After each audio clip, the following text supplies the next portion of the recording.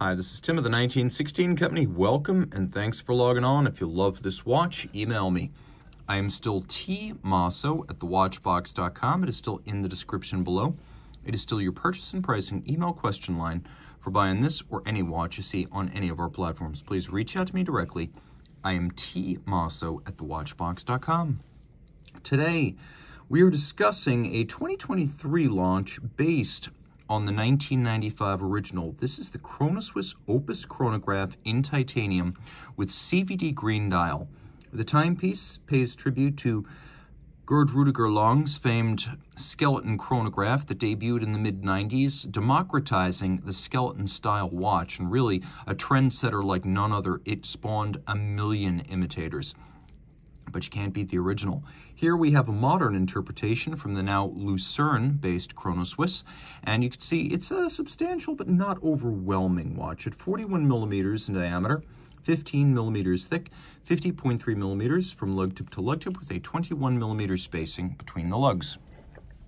Now when I throw this watch on my wrist, you can see it's big, but it's not overwhelming. It's a large watch, and those Pastille-style lugs do cause it to wear a little bit large for its size. But all in sapphire and titanium, it sits very, very light. So I could recommend this watch for a wrist my size or larger. If your wrist is 16 centimeters circumference and up, you're going to find it fits well. It's too thick to fit underneath the tightest dress cuffs, but a jacket sleeve should be just fine. One last look down the barrels. You can see I've got a little bit of clearance on each side, and then the over-the-top always exaggerates the width of the watch anyway. We've got a cool strap here, textile camo.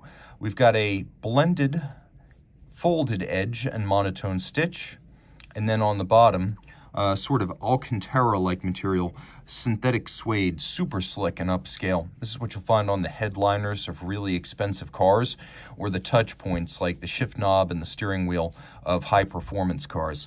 Now we've got a buckle that includes the Chronoswiss name, polish, satination, and then a coining that echoes the design of the bezel and the case back. So we have twin triggers. You press them to release all of this, and then it opens. And you can see that it actually has a push-button adjustable system inside that allows you to slide a twin prong in and out. So you can actually move the strap in and out once it's actually buckled down. You have mobile pins that will allow you to change the measurement on your wrist without unpinning the strap. Now the way this works, it's a very clean system, is that you tuck the strap in, you pin it down, and then you close it. As a result, all the excess length hides underneath the clasp and the straps. There's no need for minder loops. And with twin triggers, you know it won't pop open accidentally. You have to press both of the triggers simultaneously. The watch is grandiose in its shape and details. Gerd Rudiger Lang, who created Chronoswiss, created it as a tribute to the historic traditions of Swiss watchmaking. So even though he was German and the company was primarily based in Germany, his tradition was that of Swiss timekeeping, as he had been a chronograph watchmaker and engineer for Heuer during the 1970s before founding Chronoswiss as perhaps the original independent back in 1983. So we have this large onion-style unsigned crown. We have tasti tondi round and fluted chronograph pushers. We have Pastille-style lugs, coined bezel and case back, and we have a strap that's fixed with screws and bars, a redoubtable arrangement that keeps a heavy watch firmly anchored with more security than spring bars. And then you can see that we have vertical satination on the case band as well as the flanks of the lugs. And this is grade 5 titanium. So like grade 2, it's lighter than steel and hypoallergenic. Unlike grade 2, it's more scratch resistant than steel.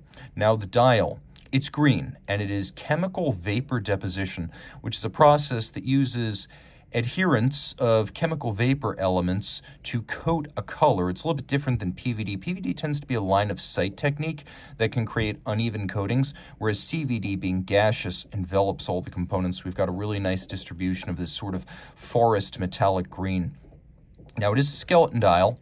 We have our combination of running seconds over in the corner with chronograph seconds, chronograph minutes, chronograph hours, and then a radial date. And one feature I do appreciate on these is that the radial date has a quick set mechanism that's both visible and fun to use. There's also hacking or stop seconds. And then we have Breguet inspired hands. And you can see they are incredibly well lit. The lume on this one is fierce. Take a quick look and you can appreciate many of the elements of the movement from the dial side, including the escapement and the balance, giving you, I would say, 90% of the pleasure of a tourbillon at 10% of the price. You can also see some of the elements of the movement proper, which are engine turned and blackened. And when you turn this over, especially when you look at the chronograph cam, the start-stop lever, the hammer, the recentering hammer for the chronograph, and then the cam spring off to the side, you realize that this has been finished. So this, pardon me, that's the hammer recentering spring off to the side, but it is a profoundly impressive set of beveling on the steel parts with satination on the top. Just to clarify these two springs, they're two big springs other than the main spring in a 7750 architecture. You've got this one, which tensions the recentering hammer, and then you've got this other one just below it. That is actually the cam detent spring right there. But again, back to the finishing. If you look at the satination executed on the top of these springs and hammers and the cam, it's really nicely done. You can also see that the lobe of the cam and the edges of these other steel parts have been beveled on their side. When you look at the bridges, you can see that they've been skeletonized, yes, probably by electrospark erosion, but there's a handsome and neat bevel along their side. You can also see that all the screw heads are nicely black polished. And then we've got a Chrono-Swiss logo on the skeletonized rotor. This has been finished. This is genuinely improved over the base 7750. It's not just skeletonized. This cluster of pieces here gives it away. And the closer you get to some of the skeletonized bridges, the better you realize some of the detailing's been done. Some of it's hard to see because the bridges are dark, but it's there, take my word. Now, all this is 100 meters water resistant, which is a little bit surprising, but it does make the watch a lot more, I would say, versatile and valuable, because this can be your dress watch and your sports watch all in one. It's got unidirectional winding, 42 hours of power reserve, a 4 hertz beat rate, stop seconds, a quick set date, and then all of this is pivoting on 25 joules. There goes the Vulcain cricket in the background.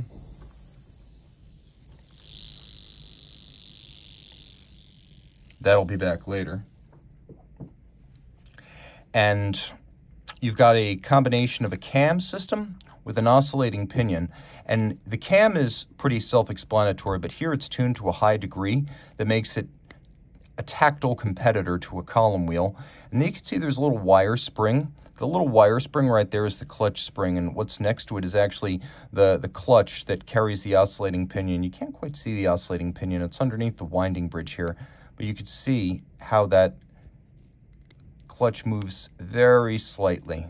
Now, turning it back to the dial side, the thing about an oscillating pinion is that when properly tensioned, it can be just as smooth as a vertical clutch. This is not a conventional lateral clutch. 7750 architectures use the oscillating pinion, and if you press and hold to start the chronograph, it usually starts without any kind of jump.